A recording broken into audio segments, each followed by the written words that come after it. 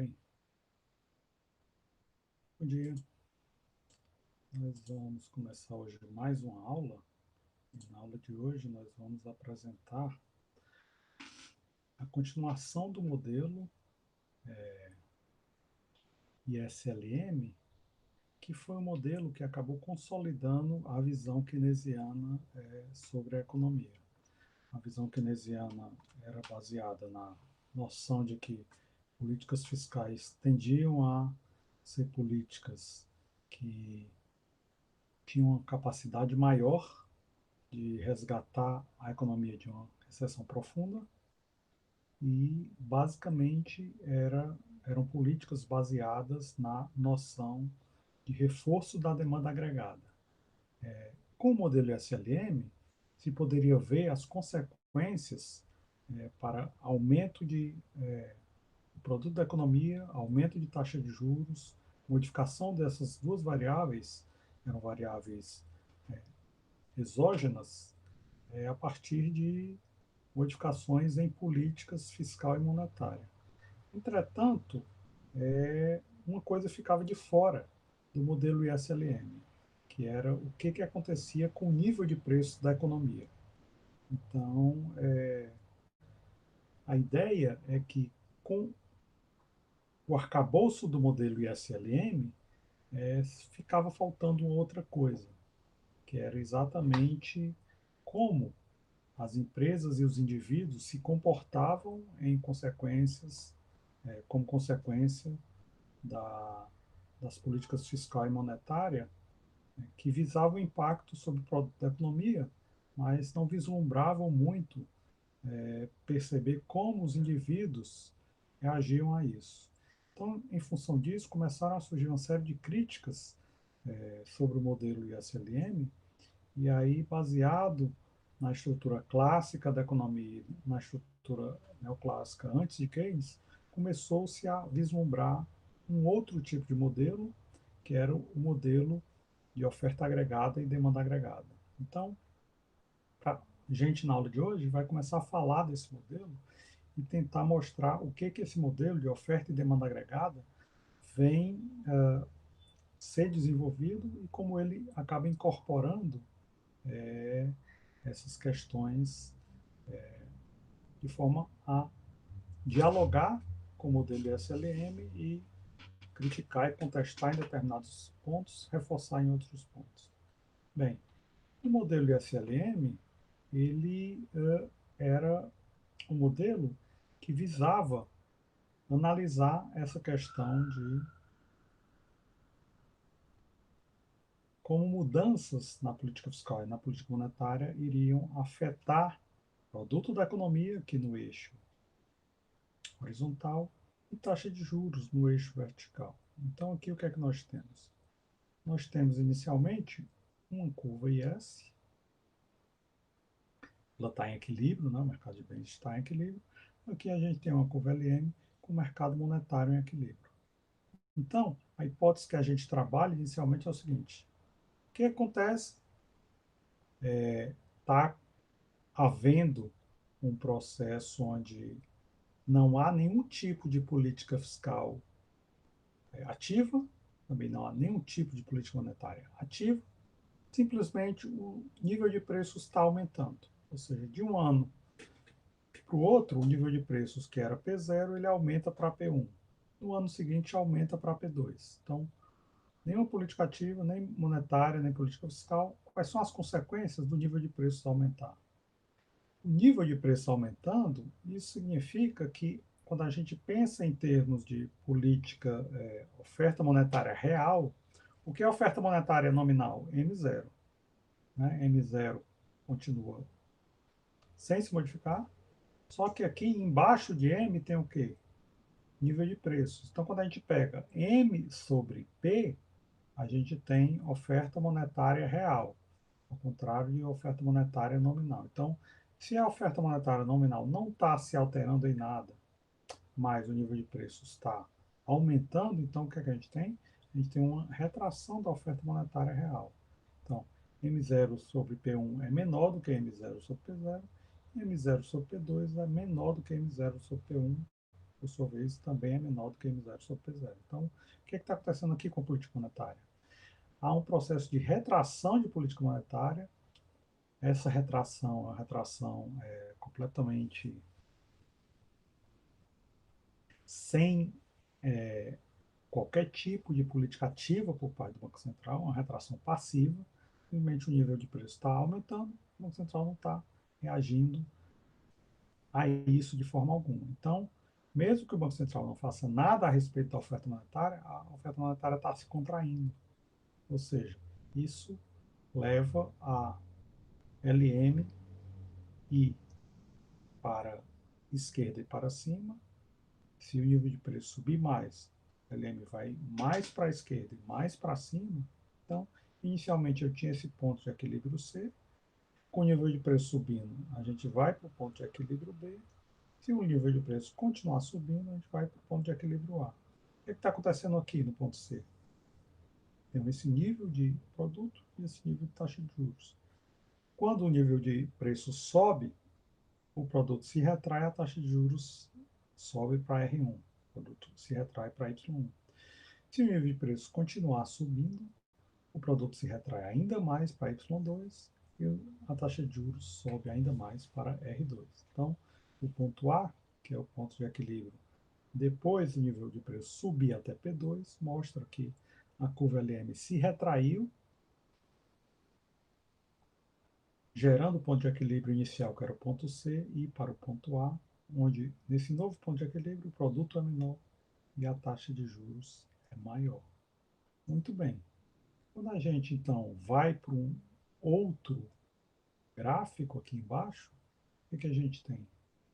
A gente está vendo o gráfico da demanda agregada. A demanda agregada é uma demanda agregada, uma curva de demanda como outra qualquer, né? Onde a demanda está negativamente relacionada com relação ao preço. A diferença é que, se a gente pegar uma demanda para um produto isolado, a gente teria aqui a letra Q, que exemplificaria a quantidade demandada por esse produto. Quando a gente está falando de demanda agregada, a gente fala de todos os bens e serviços da economia. Portanto, a demanda agregada mostra a quantidade produzida e demandada de todos os bens e serviços da economia. A gente agrega todos os bens e serviços, portanto, a gente troca a letra Q pela letra Y, que representa o produto da economia. Então, com isso, o que a gente tem? Se a gente desenhar uma curva de demanda agregada, o que a gente vai ter? A gente vai ter esse nível de produto inicial acima, Y0, igual a esse nível de produto, e vai equivaler ao nível de preços. Na curva de demanda agregada, o eixo vertical não tem mais o R, tem o P no lugar do R, por quê? A demanda agregada, como qualquer curva de demanda, vai relacionar o produto da economia com o nível de preço da economia. Então, aqui a gente tem inicialmente no ponto C esse produto da economia Y0 associado ao nível de preço da economia P0. O que aconteceu quando o nível de preço subiu para P1, aqui nesse local? Quando o nível de preço subiu para P1, o que a gente teve? A gente teve que a gente saiu do ponto C, fomos para o ponto B, onde o nível de preço agora é P1 e o nível de produto, obviamente, vai cair. Por quê? Em cima dessa curva de demanda agregada, a gente tem o equilíbrio no mercado de bens, onde para cada nível de produto a gente tem associado o nível de preços. Então, se o nível de preço continuar subindo para P2, o produto da economia vai cair ainda mais, onde o ponto A é o ponto de equilíbrio. Essa, portanto, é a curva de demanda agregada, que ela é negativamente inclinada. E um caso pitoresco é que, para o modelo keynesiano, a oferta agregada ela é uma curva horizontal. Por quê? Por que a oferta agregada é uma curva horizontal? Pelo fato de que a hipótese keynesiana nos traz o fato de que o nível de preços ele não se modifica no curto prazo, né? A hipótese keynesiana é que o nível de preço não se modifica no curto prazo, então a gente vai ter uma curva de oferta agregada É uma curva horizontal. Muito bem. Opa, vamos demais, né?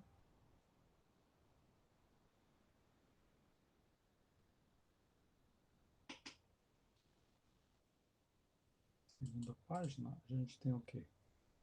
Se a gente, então, tem esses dois modelos, o modelo ISLM, aqui, que a gente relaciona produto da economia com taxa de juros, e a gente tem o modelo oferta agregada, demanda agregada, onde a gente relaciona nesse eixo o produto da mesma forma, mas nesse eixo nível de preços, o que, que a gente vai ter? Imagine, por exemplo, que a gente tem um aumento na oferta de moeda. Como é que esse aumento está se dando? Agora a gente pensa o seguinte: eu tenho que o nível de preços não vai se alterar, a única coisa que vai se alterar é o nível de moeda que o Banco Central põe na economia. Antes, no exemplo anterior, a gente tinha o contrário, né? O nível de preço se modificando, o nível de moeda ficando estável. Agora, eu tenho um deslocamento da LM exatamente na direção contrária ao que eu tive no exemplo anterior. A LM vai se deslocar para baixo e para a direita, porque houve um aumento da oferta de moeda, mas o nível de preços permaneceu igual, em P0. Então, a gente tem esse deslocamento da curva LM para baixo e para a direita. Antes eu tinha no ponto A, o ponto de equilíbrio, onde eu tinha um nível de produto da economia, Y0, e o nível de taxa de juros da economia, R0. Com esse deslocamento da curva LM, a curva S aqui não se modificou, continua no mesmo patamar, IS0, só que o deslocamento da curva LM me dá um novo ponto de equilíbrio, que é o ponto B, há um deslocamento ao longo da curva IS, do ponto A para o ponto B, onde no ponto B eu tenho um nível de produto maior e um nível de taxa de juros mais baixa. Então, o ponto B é o novo ponto de equilíbrio. E o que foi que aconteceu com o nível de preços? Ele não se alterou. Então, se o nível de preço não se alterou, como é uma das hipóteses do modelo keynesiano, né? O nível de preços permanece intacto, é como se a curva de oferta agregada fosse uma curva horizontal aqui. Então, esse aumento da oferta de moeda de M0 para M1, deslocando a curva LM para baixo e para a direita, equivale a um deslocamento da curva de demanda agregada. A curva de demanda agregada vai se deslocar para cima e para a direita, onde há um mesmo nível de preços, porque o nível de preços não se modificou, eu tenho agora um produto da economia que não é mais Y0, passa a ser Y1, e esse deslocamento do ponto A para o ponto B vai equivaler a necessariamente a diferença de produto do novo produto Y1 com relação ao antigo produto Y0. Por quê? Porque o nível de preços não se modificou em nada. O que eu tive foi só um deslocamento da demanda agregada, porque a demanda agregada anterior era o nível de produto equivalente a M0, a nova demanda agregada é o nível de produto equivalente a M1, já que só o que se modificou foi de M0 para M1, a oferta monetária nominal, o que equivale a um deslocamento igual da oferta monetária real. Por quê? Porque P0 não se modificou. Então, esse deslocamento da oferta monetária gera um crescimento do produto da economia em que o nível de preços não se modifica em absolutamente nada. O nível de preços permanece igual, então eu tenho só crescimento do produto da economia sem alteração no nível de preços. Como se a curva de oferta agregada fosse horizontal. É, a curva de oferta agregada keynesiana, certo? Muito bem.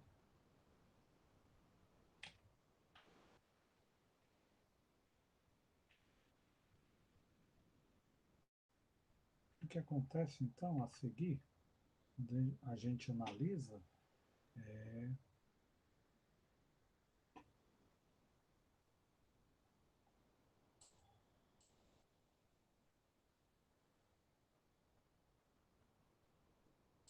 quero mostrar só uma página aqui melhor, né?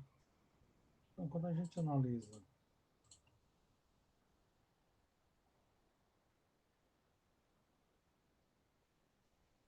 a oferta agregada junto com a demanda agregada, a gente tem duas interpretações. Primeiro, a demanda agregada ela é negativamente inclinada, e isso não gera nenhuma controvérsia entre clássicos e keynesianos. Ambos concordam que a curva de demanda agregada é negativamente inclinada. A controvérsia há com relação à curva de oferta agregada. Os keynesianos defendem que a curva de oferta agregada ela é horizontal, sob a hipótese de que o nível de preços no curto prazo ele não se altera, enquanto que os clássicos trabalham com a curva de oferta agregada vertical. A hipótese clássica é que a única coisa capaz de alterar a oferta agregada são alterações na função de produção, ou seja, o estoque de capital ou o estoque de trabalho precisam crescer para que a oferta agregada se desloque. Como no curto prazo não há nenhum efeito de política fiscal ou política monetária que possam afetar estoque de capital, estoque de trabalho, então a curva de oferta agregada clássica é vertical. Só que então nós temos uma controvérsia. Os keynesianos acham que a curva de oferta agregada é horizontal, os preços não se modificam no curto prazo, enquanto que os clássicos acham que a curva de oferta agregada é vertical, o que significa que só o estoque de capital e o estoque de trabalho são capazes de alterar a oferta agregada. A ideia básica é que se a gente tiver algo intermediário, somar as declividades horizontal da hipótese keynesiana e vertical da hipótese clássica, a gente tem então uma curva de oferta agregada que é positivamente inclinada. Ou seja, a gente tem uma curva de oferta agregada que seria intermediária e ela vai interagir com a curva de demanda agregada. Como é que se dá essa interação? Como a gente falou anteriormente, que se eu tenho a curva de demanda agregada sendo uma soma tanto da curva IS com a curva LM, o que acontece se eu pratico, por exemplo, uma política fiscal? Uma política fiscal expansionista pode ser um aumento dos gastos do governo ou uma retração da cobrança de impostos. E isso tudo vai gerar uma expansão da curva IS que vai deslocar a demanda agregada. A demanda agregada foi deslocada para onde? Para a direita e para cima. Então, esse deslocamento aqui da demanda agregada é dado por um aumento dos gastos do governo.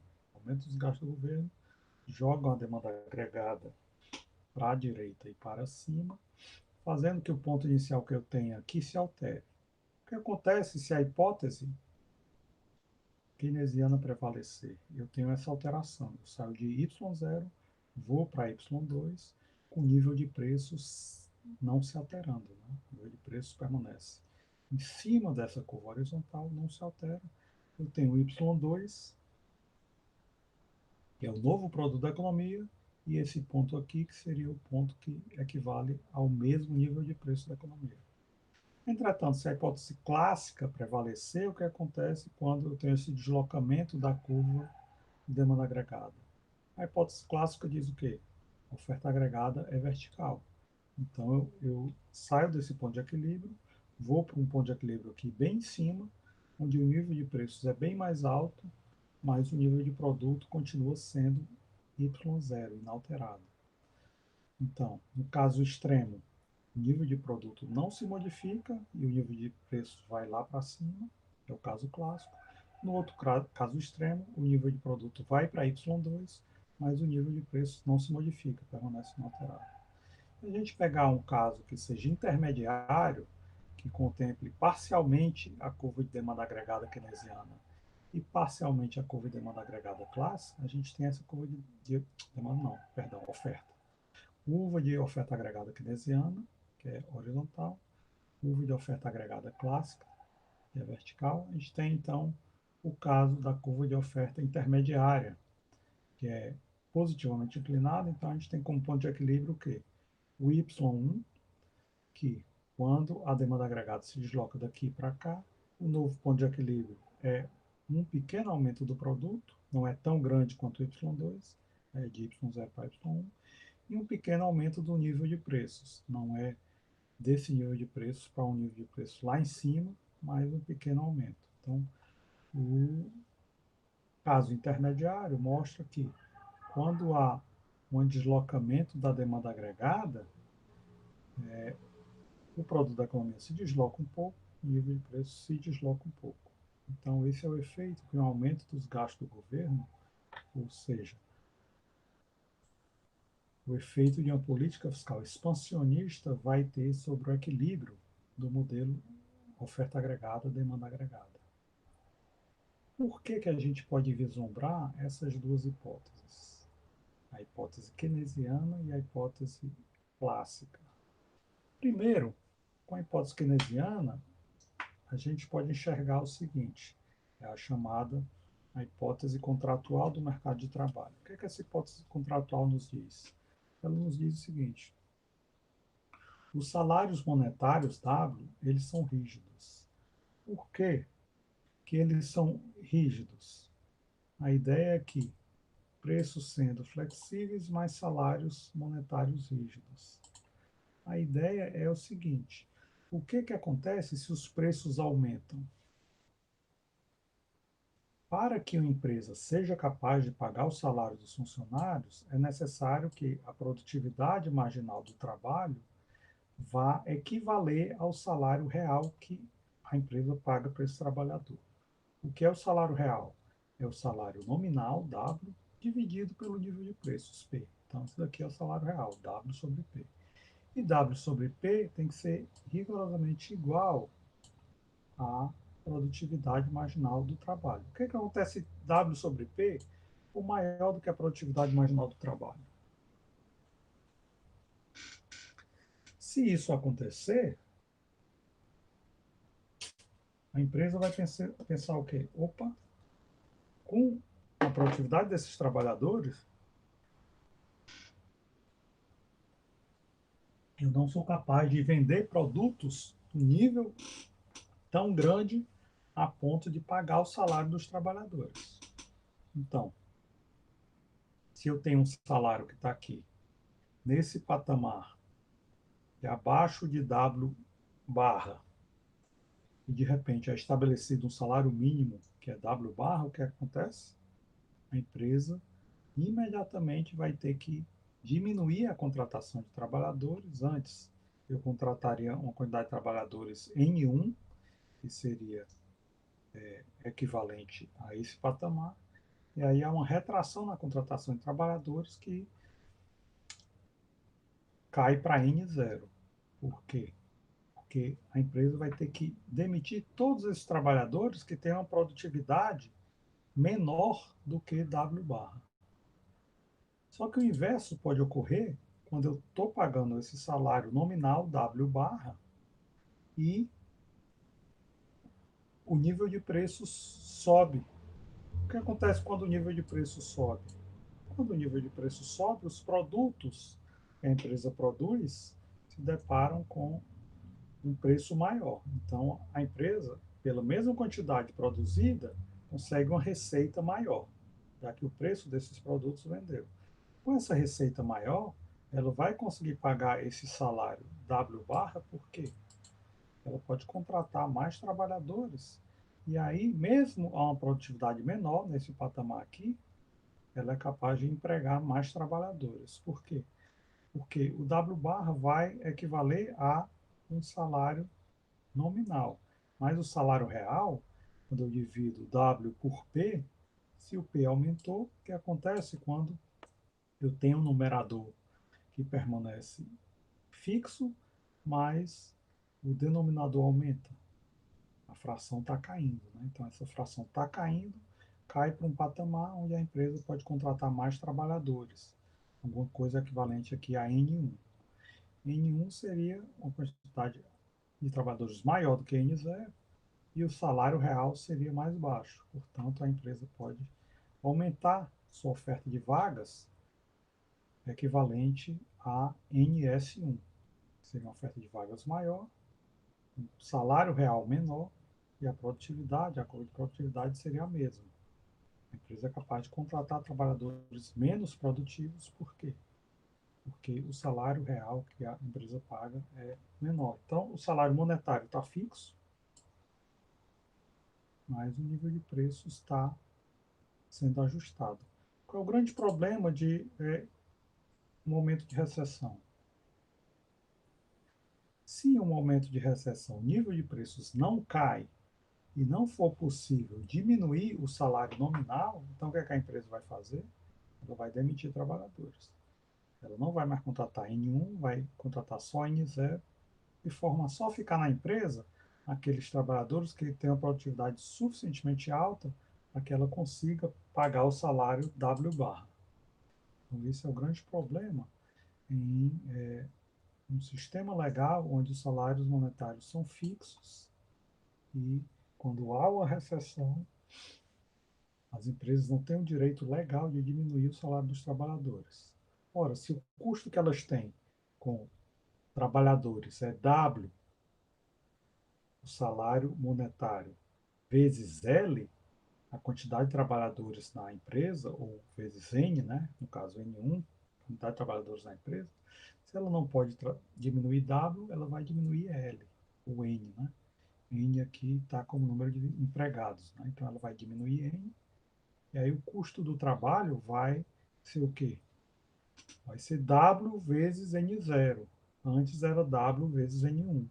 Como diminuiu N, de N1 para N0, o custo do trabalho caiu. Trabalhadores foram demitidos, né? Então, esse é o problema. A gente tem essa visão contratual do mercado de trabalho. Certo? Quais são as consequências, então, dessa visão contratual do mercado de trabalho? A gente tem um, uma produtividade dos trabalhadores que multiplica o nível de preços P0. Com isso, eu tenho essa quantidade de trabalhadores sendo contratados, N0, com esse trabalho monetário fixo, W barra. O que acontece se o nível de preço sobe para P1? P1, veja que a produtividade marginal permanece igual, só que ela multiplica P1, então eu tenho esse deslocamento, né, para cima e para a direita. Essa nova produtividade que multiplica o nível de preços mais alto vai propiciar um aumento da quantidade de trabalhadores empregados. Se o nível de preço continuar subindo de P1 para P2, mais trabalhadores serão contratados. Por quê? Porque a esse nível de salário nominal que é fixo, o salário real está caindo, né? O salário real está caindo porque o que é salário real? Não é W sobre P? Como P0 é menor do que P1, que é menor do que P2, quando o denominador está subindo e o numerador está fixo, então o salário real está caindo. Com o salário real caindo, a empresa é capaz de contratar mais trabalhadores, o nível de emprego sobe. O que acontece quando eu dou uma olhada na função de produção? A função de produção é função de capital, que está fixo, e trabalho, que está variando. Olha aqui a variação do trabalho. O nível de emprego está subindo, enquanto o nível de preço sobe. Essa variação no nível de emprego, que está subindo de N0 para N1, depois de N1 para N2, quando eu olho aqui a função de produção, que é crescente, isso gera um nível de produto maior. O nível de produto está indo de Y0, quando eu tenho N0 pessoas empregadas, para Y1, quando eu tenho N1 pessoas empregadas, e para Y2, quando o número de pessoas empregadas vai para N2. E a função de produção me mostra exatamente o aumento do produto quando a quantidade de trabalhadores empregados aumenta. E, finalmente, a gente pega a curva de oferta agregada, a curva de oferta agregada vai mostrar exatamente isso. O que está acontecendo? No eixo horizontal está o produto Y, que ele foi de Y0 para Y1 e para Y2, equivalendo a quê? Esse aumento no nível de preços, né? Y0 vai ser o nível de preços equivalente, vai ser o nível de produto equivalente ao nível de preço P0, Y1, nível de produto equivalente ao nível de preço P1, e Y2, nível de produto equivalente ao nível de preço P2. Então, aqui o nível de preço está subindo, ele aumenta o nível de emprego aumenta o nível de produto da economia, e a curva de oferta agregada, nossa função de oferta agregada, ela é positivamente inclinada, mostrando que haverá um nível de produto que está relacionado para um nível de preço da economia. O que acontece se o nível de preço tender a infinito? Eu vou ter um nível de produto que vai tender a um nível máximo de produto, vai ser o nível de produto quando eu tenho todo o capital e toda a mão de obra empregadas. Certo? A curva de oferta agregada ela é positivamente inclinada, ou seja, a relação entre variação do nível de preço e nível de produto é positivo, maior que zero. A gente viu anteriormente que é o contrário da curva de demanda agregada. A curva de demanda agregada é negativamente inclinada. Essa relação entre preços e produto da economia para a demanda é menor do que zero. Então, eu tenho um nível de preços flexível. Eu quero saber, então, o que é que acontece se o nível de preço for flexível. O que acontece quando o governo aumenta a oferta de moeda? O que significa aumentar a oferta de moeda? Significa que eu tenho mais moeda para uma mesma quantidade de produto Y. Então, inicialmente, eu estou no ponto A, a taxa de juros é R0 e o nível de produto é Y0. O governo pensa o seguinte: eu vou aumentar a oferta de moeda para M1. Quando o governo aumenta a oferta de moeda para M1, o que é que ele faz? Ele desloca a curva LM para a direita e para baixo. A curva IS não se modifica. A curva IS é a curva que mostra o equilíbrio no mercado de bens, ela não se modifica. Então eu saio do ponto A para o ponto B. O que é que acontece no ponto B? Eu tenho um novo nível de oferta de moeda, um antigo nível de preços da economia. Só que agora, ao contrário dos exemplos que a gente dava no modelo SLM, agora eu quero saber, no modelo oferta agregada, demanda agregada, eu quero saber o que acontece se os preços são flexíveis. Os preços podem variar. Se os preços variam, eles deixam de ser P0 e passam a ser P1, o que é que acontece? Dependendo da magnitude desse nível de preço, eu vou ter o quê? Eu vou ter uma retração na curva LM. Aqui eu estou mostrando o quê? O ponto C como um ponto intermediário entre os pontos A e B. Ou seja, ao invés do produto crescer para Y1', ele vai crescer até Y1, por quê? Esse aumento de oferta de moeda M0 para M1 foi parcialmente limitado quando houve um aumento de preços de P0 para P1. Né? Então, taxa de juros, ao invés de cair de R0 para R1, ela vai cair de R0 para R1. Portanto, o produto da economia não vai crescer de Y0 para Y1. Vai crescer só de Y0 para Y1. Esse aumento inicial vai ser limitado pelo aumento de preço e faz com que o ponto C seja o ponto de equilíbrio, gerando esse nível de taxa de juros, R1, que não cai tanto, é levemente compensada pelo aumento de preço, e o produto da economia não sobe tanto, é levemente compensado pelo aumento de preço e aumento de taxa de juros. Então, olhando para o lado da oferta agregada, o que é que a gente tem? Olhando para o lado da oferta agregada, a gente tem o seguinte. Inicialmente eu estava no ponto A, que era o nível de preços PA, quando eu me deparei com o aumento da oferta de moeda, o que é que a oferta de moeda faz? A oferta de moeda tem um impacto sobre a curva de demanda agregada. A demanda agregada estava com esse nível de oferta de moeda, M0, teve o impacto do aumento da oferta de moeda que foi para M1. Então, eu saí do ponto A, fui para o ponto B. O que é que eu estou dizendo no ponto B? No ponto B, eu estou tendo o seguinte. No ponto B, eu saí do ponto A, fui para o ponto B, o produto aumentou e a taxa de juros caiu. Só que no ponto B, o que, é que a gente tem? No ponto B, eu estou supondo que o nível de preços continuou P0. Olha aqui no ponto B. P0 é o nível de preços.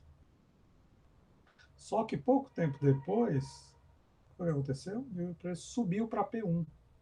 Então, essa LM não se expandiu tanto como daqui para cá. Se expandiu só um pouco, daqui para cá. Então, o ponto de equilíbrio é C. O que é que significa no gráfico abaixo esse ponto de equilíbrio C? Significa que o nível de preço não consegue ficar em P0. Ele tem que subir para P1. Subindo para P1, o que é que acontece? A minha nova demanda agregada tem que cortar a minha oferta agregada. Como a oferta agregada é positivamente inclinada, então o ponto C vai ser o ponto de equilíbrio, onde eu tenho um novo nível de preços, P1, e um novo nível de produto, Y1. Certo? Então, esse efeito do aumento do produto não foi um efeito tão grande quanto eu imaginaria que poderia ser, como se ele ficasse no ponto B. O ponto B é um ponto em cima da curva de demanda agregada, nova curva de demanda agregada, mas não é um ponto em cima da curva de oferta agregada. Então, para haver o equilíbrio simultâneo do modelo oferta agregada e demanda agregada, eu tenho que estar no ponto C ou no ponto A, que são pontos em cima da oferta agregada e da demanda agregada. O A é da antiga demanda agregada, o C é da nova demanda agregada. Então, a gente tem esse efeito, que é o efeito de transição do ponto A para o ponto B. É uma transição, só que o ponto B é um ponto de equilíbrio instável, que é só o ponto de equilíbrio em cima da demanda agregada. Nova demanda agregada. A velha demanda agregada não existe mais, então eu tenho que ir para o ponto C, que é o ponto em cima da nova demanda agregada e da velha oferta agregada. E, bem, dito isso,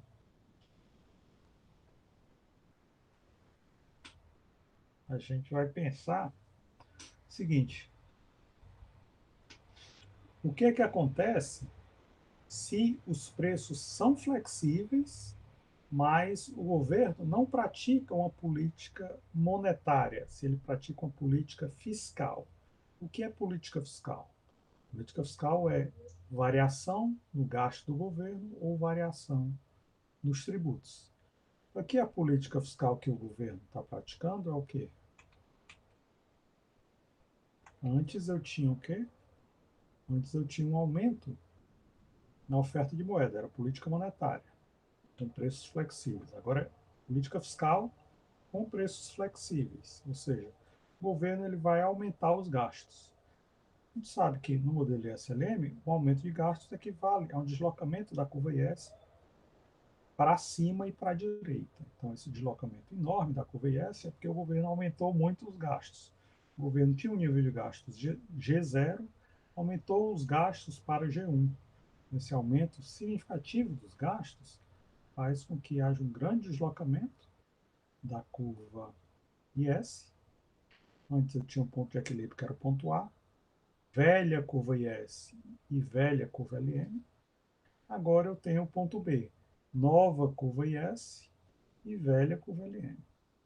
Nesse ponto A, esse era o nível de produto da economia, esse é o nível de taxa de juros da economia. Certo? Muito bem. Só que o que é que acontece? Nova curva IS e velha curva LM. Como os preços são flexíveis, vai haver uma reação do nível de preços, onde a velha curva LM era uma curva de oferta monetária com M0P0. Como os preços vão subir, agora eu tenho uma nova curva LM, onde a oferta monetária nominal continua igual, mas o nível de preço sobe. Quando eu tenho numerador igual mais denominador maior, o que acontece? A fração diminui, né? Então, há uma retração da curva LM.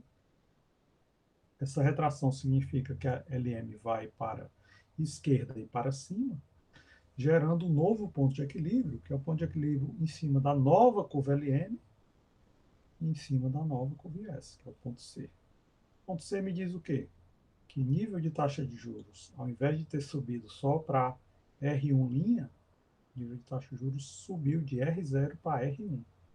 Ou seja, o nível de produto não foi de Y0 para Y1'. Ele foi de Y0 para Y1. Não é um nível de produto tão grande quanto se o equilíbrio fosse o ponto B, sendo o equilíbrio o ponto C, há um pequeno aumento no nível de produto. Muito bem. E o nível de preço? Foi o que aconteceu. Ele foi de P0 para P1. Né? Indo de P0 para P1, eu tenho inicialmente no ponto A o nível de produto Y0 e o nível de preço P0. No ponto B eu tenho o nível de produtos Y1' e o nível de preços P0. Só que isso não é possível, por quê? Porque o nível de preços reagiu. Quando o nível de gastos do governo aumenta, o nível de preços sobe. Então, essa reação faz com que o ponto de equilíbrio na minha nova demanda agregada, quando o nível de gasto do governo aumenta, o que é que acontece? Isso é um estímulo à demanda agregada. É um deslocamento da demanda agregada para a direita e para cima. Só que a minha nova demanda agregada, o ponto B, é um ponto em cima da nova demanda agregada, mas não é um ponto em cima da velha oferta agregada. O ponto C é que é o ponto de equilíbrio entre oferta e demanda agregada. Nova demanda agregada e velha oferta agregada. Então, no ponto C, eu tenho um nível de preços mais alto e o nível de produto não cresce tanto de Y0 para Y1'. Vai ser só de Y0 para Y1, como está claro aqui, né? Ou seja, o nível de preço sobe e o nível de taxa de juros sobe mais ainda para a gente ter esse equilíbrio simultâneo. O equilíbrio no modelo ISLM e o equilíbrio no modelo oferta agregada e demanda agregada. Muito bem. Então, a gente teve um exemplo do que acontece com a gente teve o exemplo do que acontece com o modelo oferta agregada e demanda agregada. Quando eu tenho uma variação da política monetária, e agora nós acabamos de ver o que acontece com o modelo oferta agregada, demanda agregada, quando eu tenho uma mudança na política fiscal. Só que eu estava trabalhando com salários fixos e preços flexíveis. E o que acontece se os salários também forem flexíveis? A gente vai dar uma olhada, então, na teoria clássica da oferta de trabalho e fazer uma análise junto com a teoria keynesiana da oferta de trabalho. Basicamente, o que é oferta de trabalho? Quando a gente fala de oferta de trabalho, a gente está falando de como os trabalhadores se comportam quando eles vão ofertar mão de obra em uma economia, certo? Então, eles olham para o salário real, ou seja, eles olham para o salário nominal e pensam o seguinte: o que é que eu sou capaz de comprar com esse salário nominal? Ou seja, qual é meu poder de compra com esse salário hoje e qual será meu poder de compra nesse salário, um salário no futuro, quando os preços se modificarem. Então, haverá uma expectativa do nível de preços. Essa expectativa do nível de preços depende do nível de preço do passado, P, T-1, do nível de preço no ano anterior, PT-2, e no ano antes do anterior, PT-3, e em vários períodos do tempo. Então, se eu quero saber qual é o nível de preços no ano 2020, eu olho para trás, vejo o nível de preço no ano 2019, no ano 2018, no ano 2017 e vários anos para trás. E penso o seguinte: está havendo uma variação. O nível de preço está se modificando com o passar do tempo. Então, a partir disso, eu crio uma expectativa de nível de preço. A ideia é o quê? Eu vou construir uma curva de oferta agregada que vai ser positivamente inclinada, por quê? Porque o nível de preço está variando e as expectativas sobre esses níveis de preço estão variando. Então, os trabalhadores, eles vão ofertar mais mão de obra caso eles esperem que o salário vai aumentar o seu poder de compra. Se o salário estiver aumentando, os trabalhadores vão fazer o quê? Ofertam mais mão de obra. Só que as empresas vão ofertar mais vagas de emprego? Depende, né? As empresas também vão ter uma expectativa com relação ao nível de preço, vão pensar o seguinte: se eu hoje estou vendendo 100 unidades de produto por mês, se mês que vem eu vender as mesmas 100 unidades, quanto vai ser minha receita? Será que o nível de preço vai permanecer igual ou vai aumentar? Se o nível de preço aumentar, talvez valha a pena eu contratar mais trabalhadores. Se a minha receita estiver aumentando, então vale a pena eu contratar mais trabalhadores, eu posso até pagar salários mais altos. A ideia é, os trabalhadores irão ofertar mais mão de obra, caso os salários estiverem subindo, e as empresas podem ofertar mais vagas de emprego, caso os preços subam. Então vai ser um jogo, né? Onde o emprego vai aumentar, gerando o aumento do produto, caso as expectativas dos trabalhadores de salários maiores sejam contempladas. E também as empresas vão contratar mais, gerando mais emprego, caso as expectativas da receita delas aumente com a contratação de mais trabalhadores e a venda de maior produto. Por isso que a gente tem aqui uma curva de oferta agregada que é positivo, porque empresas produzindo mais e contratando mais trabalhadores, a expectativa é de que a receita por produto vendido aumente. Trabalhadores se disponibilizando a trabalhar mais, olhando para o salário mais alto, né? Então o produto vai crescer. É assim que a gente mostra a função de oferta agregada, quando os salários são variáveis. Aqui é a função de oferta agregada keynesiana, que os trabalhadores esperam receber salários mais altos. Tanto os salários são flexíveis, quanto os preços são flexíveis.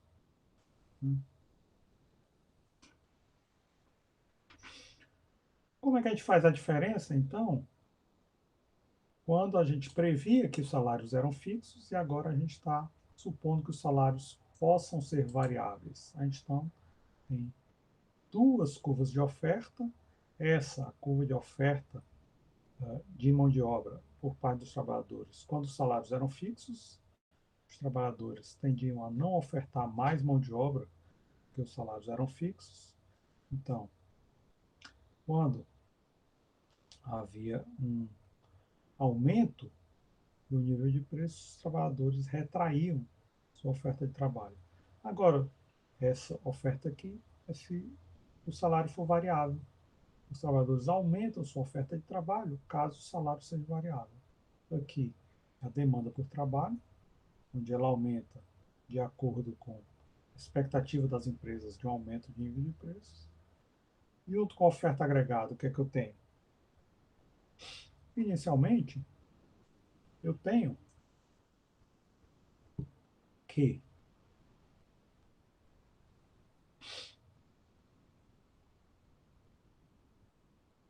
aqui,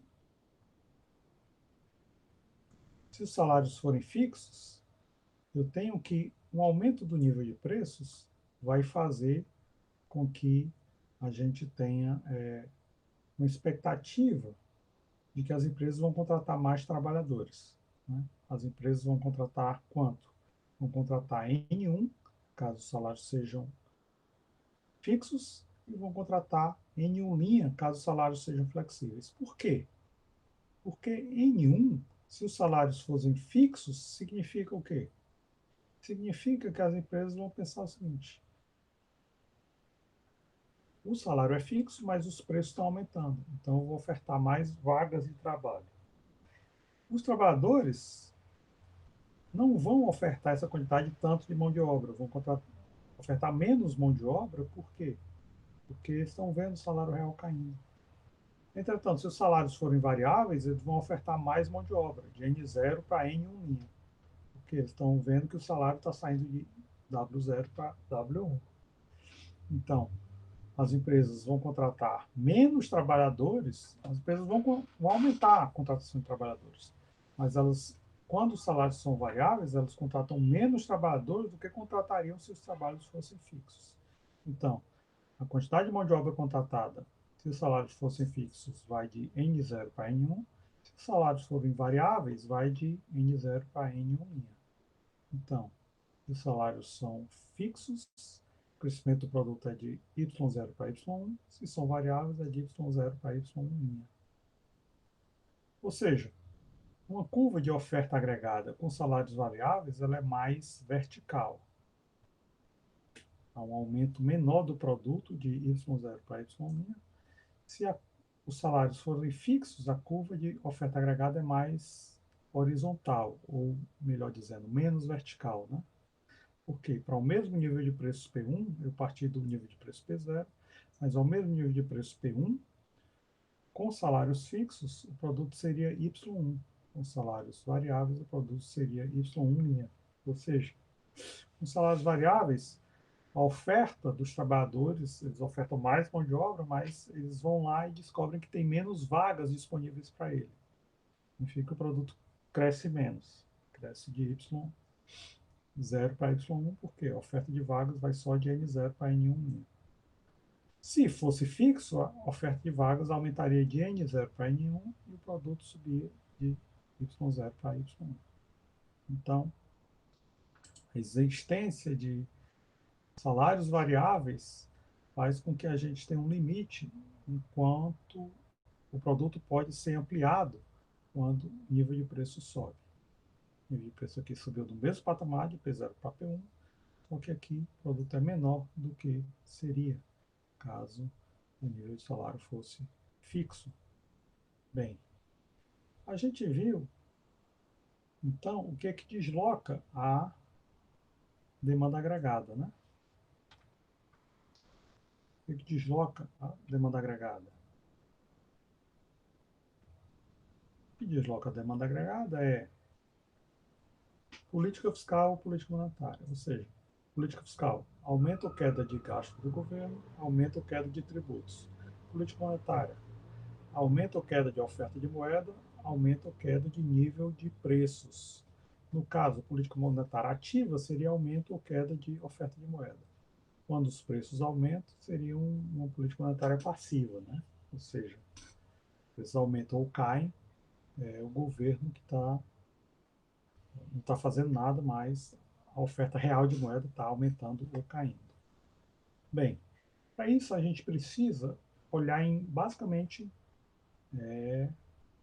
três curvas ou três funções, se a gente quiser analisar o que acontece com modificações na curva de oferta agregada.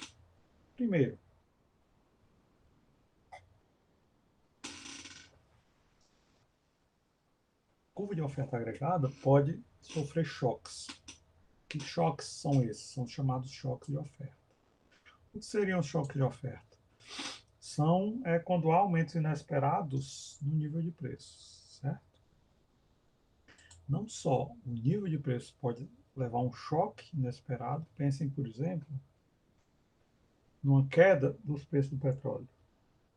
O ano 2020 tem sido um ano muito pitoresco por muitos aspectos, né? Nós tivemos, pela primeira vez na história, um choque do petróleo, onde o nível de preço do petróleo momentaneamente ficou negativo, preços negativos do petróleo, algo que nunca tinha ocorrido antes. Ou seja, como pessoas que estavam ofertando petróleo precisavam estocar esse petróleo em algum lugar e não tinha local para estoque, não dava para parar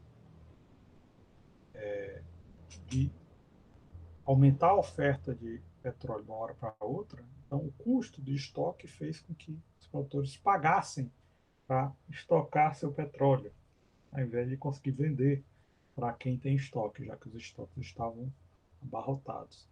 Então, foi um choque de oferta. Outro choque que a gente está vivendo até agora é o choque da pandemia, algo que afetou de forma extrema as expectativas de nível de preço de praticamente todos os produtos da economia. É o segundo aspecto que gera um choque também na economia, mudanças nas expectativas do nível de preço esperado. Então, para a gente ver isso, a gente tem que ver basicamente três funções, que é, primeiro, a função demanda por trabalho, ou seja, como as empresas demandam trabalho. Com essa pandemia houve um choque muito grande na função demanda por trabalho, porque de uma hora para outra as empresas tiveram que demitir muitos trabalhadores pelo fato de que várias fábricas, várias empresas, várias fornecedoras de serviços simplesmente ficaram proibidas de funcionar para evitar a circulação de pessoas. Então, uma demissão em massa. Por outro lado, também a gente teve um impacto muito grande na oferta de trabalho, né?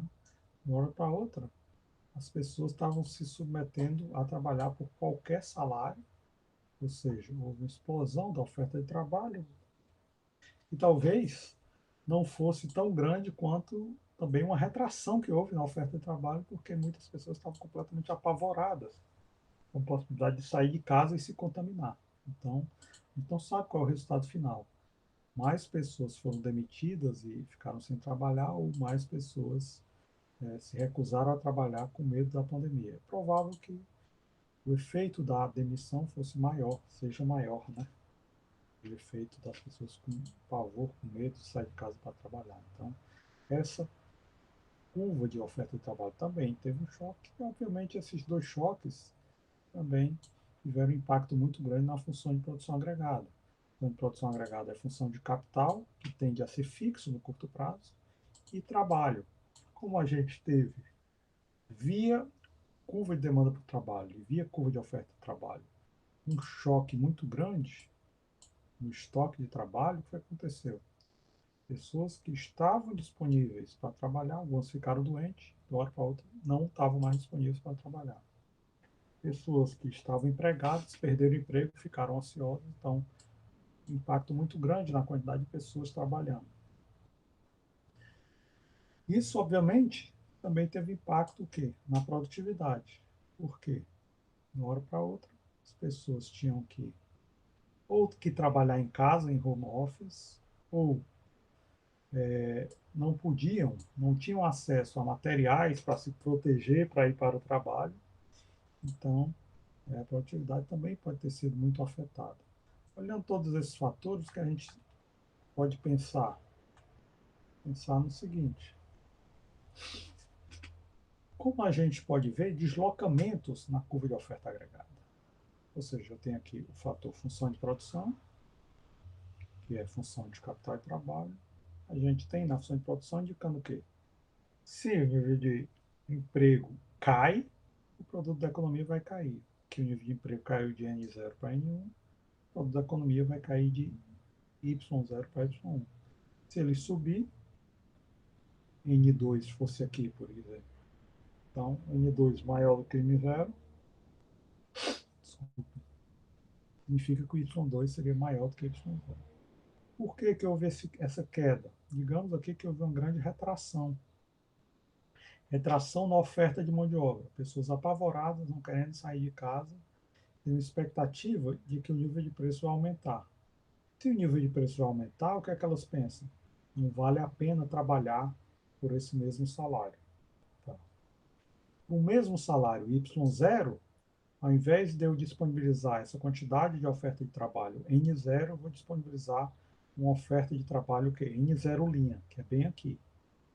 N0 linha significa que só essa quantidade de pessoas se dispõem a trabalhar. Só que esse ponto aqui em cima não é um ponto de equilíbrio. Por quê? Ele está em cima da nova oferta de trabalho, onde a expectativa de preços é preços bem mais altos, então as pessoas ofertam menos mão de obra. Só que esse ponto é em cima da nova oferta de trabalho, mas não é em cima da demanda por mão de obra que permaneceu no mesmo canto. Se a demanda por mão de obra permaneceu no mesmo canto, então eu tenho o cruzamento da nova oferta de trabalho com a velha demanda de trabalho, que é aqui nesse patamar. Significa o quê? O salário sobe.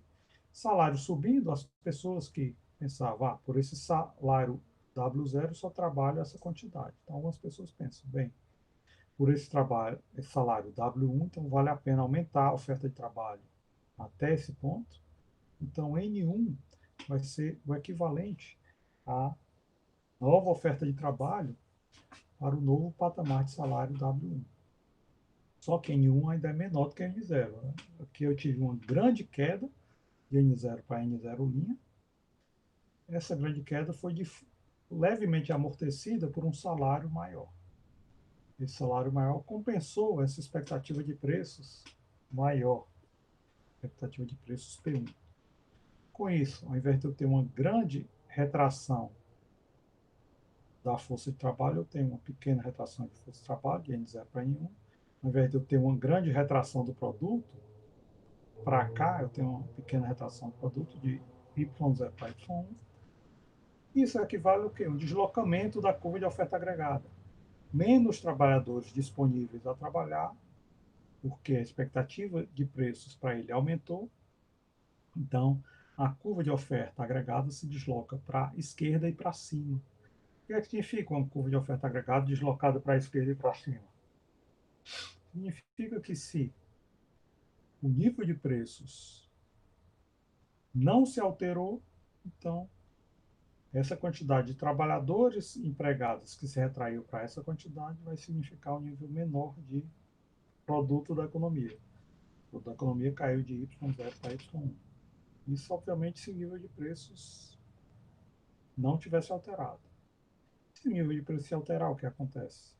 Significa que a queda do produto vai ser menor ainda. Ou até pode ter queda nenhuma, né? O que acontece se o nível de preço, nível de produto tivesse continuado em Y0? Significa que o nível de preço teria que subir até esse patamar aqui.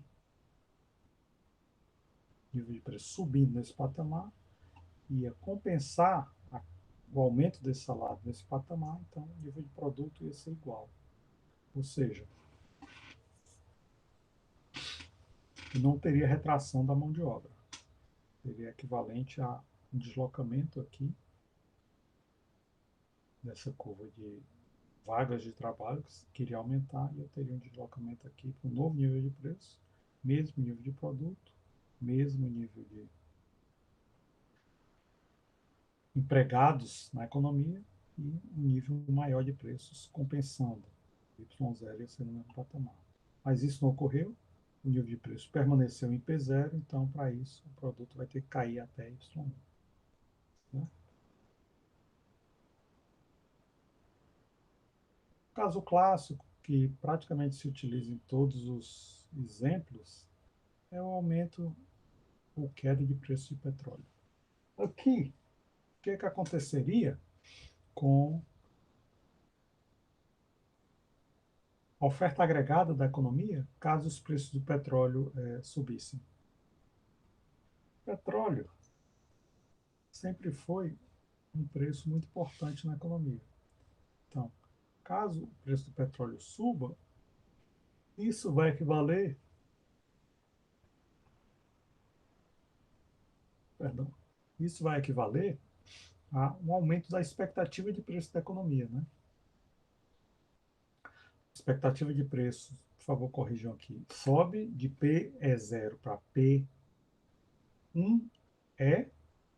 PE1, depois para PE2, certo? Aqui é Y0, Y1 e Y2. Corrija, tá? Então, se inicialmente para esse nível de preço P0 eu tinha algo equivalente ao produto Y0, a demanda agregada não se modificou em nada, esse aumento dos preços do petróleo afeta apenas a oferta agregada, que se retrai, ele sobe, vai para a esquerda e para cima, gerando um nível de produto menor e um nível de preço maior. Se o preço do petróleo continuar subindo, o nível de produto cai ainda mais e o nível de preço sobe ainda mais, porque há uma retração ainda maior da oferta agregada da economia. Então, isso foi o que ocorreu na década de 70. O nível de preço subiu no mundo inteiro, mesmo nos países que tinham inflação muito baixa, houve uma explosão da inflação e houve uma enorme recessão.